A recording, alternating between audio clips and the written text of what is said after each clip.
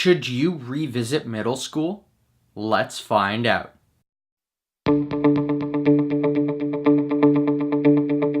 Hello Fanatics, I'm Dylan Phillips and this is the Film Fanatic Review bringing you 8th grade, starring Elsie Fisher, Josh Hamilton, and Emily Robinson.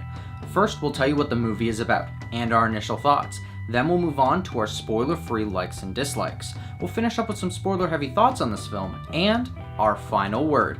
8th grade follows the story of a teenager who tries to survive the last week of a disastrous 8th grade year before leaving to start high school. Overall, I was surprised by how much I liked this film.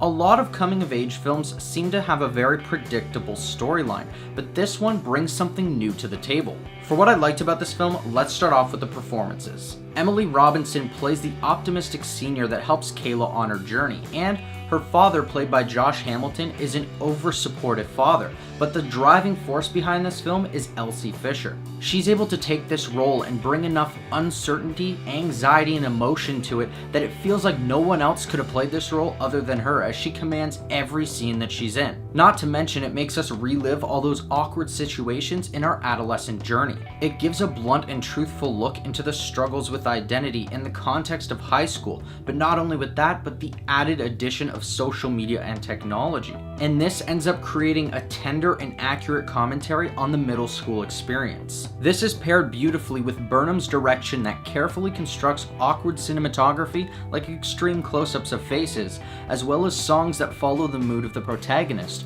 in order to completely immerse the audience in not only the plot, but Kayla's emotions and by extension her fears. From this, we do not see a cliched depiction of teenage life and the romanticized drama that comes with it, but instead an almost documentary-style dive into the real and blatant struggles of any teenager going through their first identity crisis.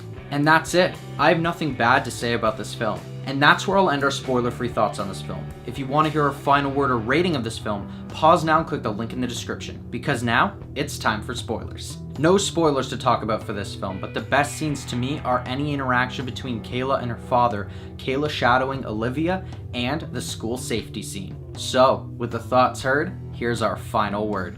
8th grade is a phenomenal coming-of-age story that looks into the psyche of a middle school student that feels the weight of the world on her shoulders. From its extremely relatable and awkwardly truthful story, stellar direction, and captivating performances, this is one trip down memory lane worth revisiting.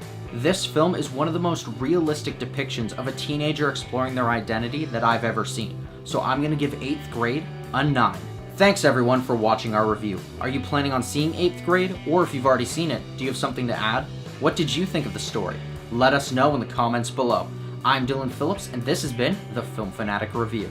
If you liked this video and you want to see more, hit that like button and subscribe to our channel. Check out our latest Fanatic 5 video where we discuss the top Paul Rudd roles. Don't forget to follow us on our social media. And until next time Fanatics, keep it real.